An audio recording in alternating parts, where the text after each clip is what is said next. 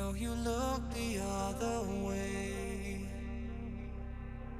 I know you long for something new, so that you're wasting all your days looking for something that is right in front of you. And I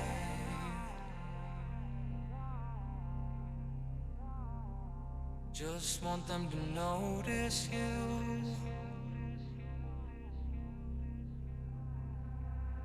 And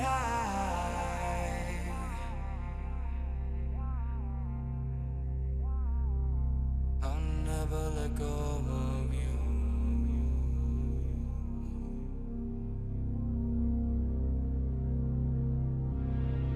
There's something flying in the air, and I just don't know what it is. I was just having a debate with a friend of mine, and we got stuck on the difference between fault and responsibility. She kept talking about how something was somebody's fault, it's somebody's fault. And I was like, it don't matter whose fault it is that something is broken if it's your responsibility to fix it. For example, it's not somebody's fault if their father was an abusive alcoholic, but it's for damn sure their responsibility to figure out how they're gonna deal with those traumas and try to make a life out of it. It's not your fault if your partner cheated and ruined your marriage, but it is for damn sure your responsibility to figure out how to take that pain and how to overcome that and build a happy life for yourself. Fault and responsibility do not go together. It sucks, but they don't. When something is somebody's fault, we want them to suffer. We want them punished. We want them to pay. We want it to be their responsibility to fix it, but that's not how it works, especially when it's your heart. Your heart, your life, your happiness is your responsibility and your responsibility alone. As long as we're pointing the finger and stuck in whose fault something is, we're jammed and trapped into victim mode. When you're in victim mode, you are stuck in suffering. The road to power is in taking responsibility. Your heart, your life, your happiness is your responsibility and your responsibility alone.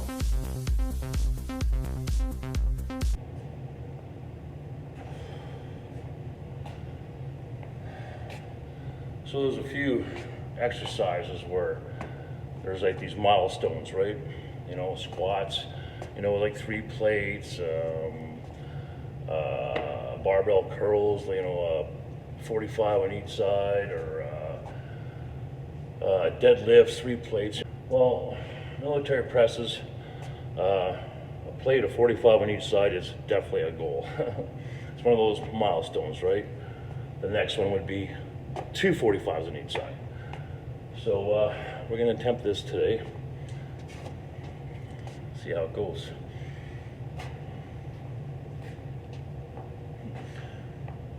In case you're wondering why I'm always wearing this t-shirt at the gym, I'm not going to get into the story, but the t-shirt invokes a lot of emotion. So also, when I know I've filled this thing out, I know I've gotten big enough. Let's do this shit.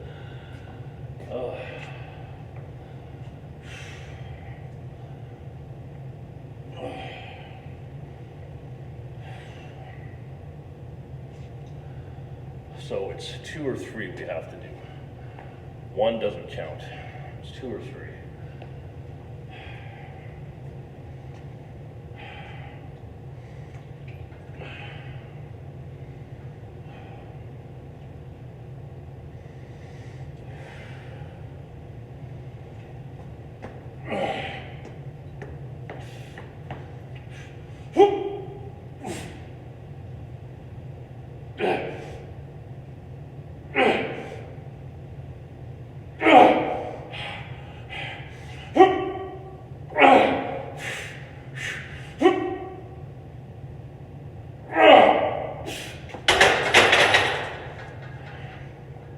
Goal attained.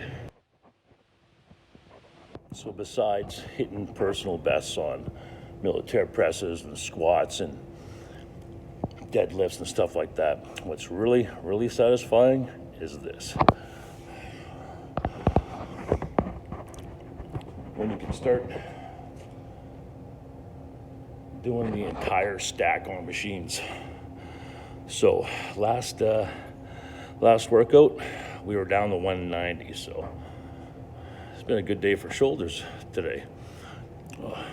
Yeah, it's getting cold here in Ottawa. So yeah, when I hit 190, when I hit 200, we'll get the camera rolling and see if we hit it. See you in a bit. We're ready to go. So as you can see, this top row here is from last week. So I finished with 190 for 8 reps. So we just completed 180 for 8 reps. Now we're going to try it for 200.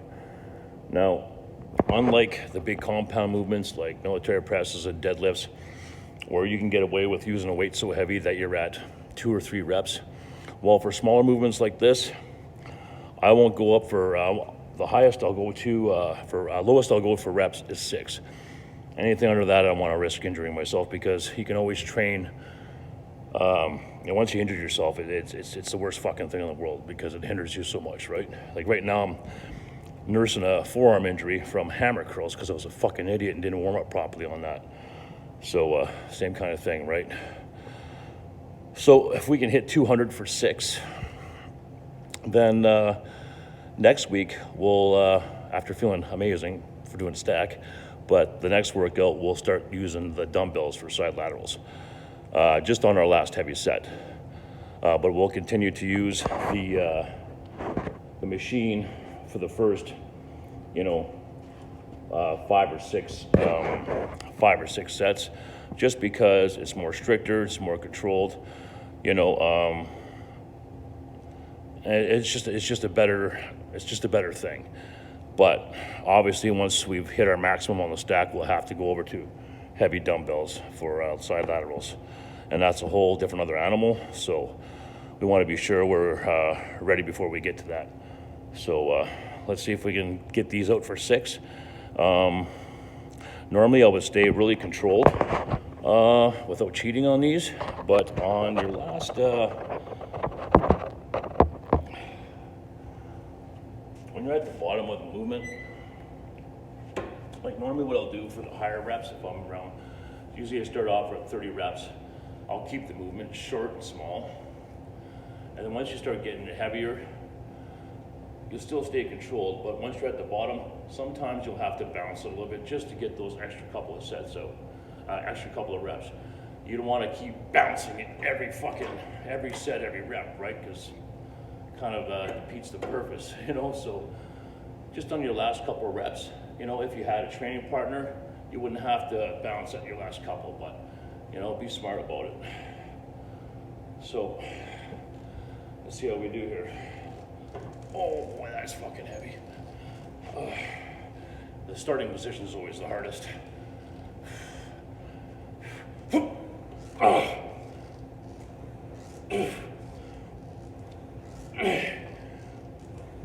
Okay, next 2 I'm gonna have to bounce. I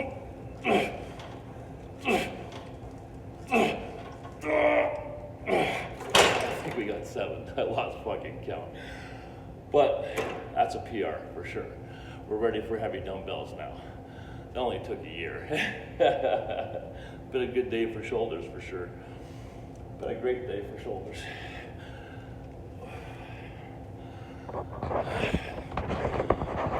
There we go. Got the stack. Oh, look at that. I forgot about these. I didn't do the stack. There's still more weight to put on. We'll try that fucking next week. I can't believe I forgot about those. Anyways, until I see you again. Hey guys, take care of yourselves, take care of each other.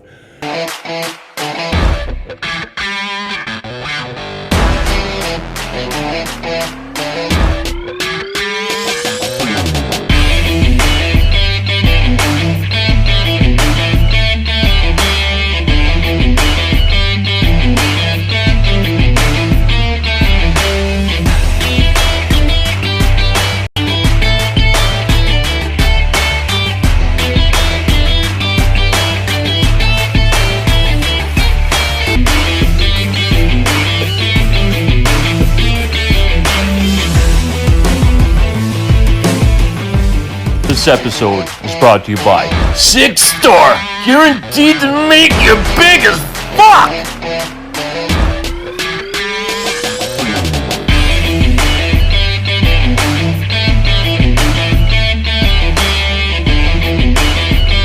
And special thanks to Working Hands. It's the shit!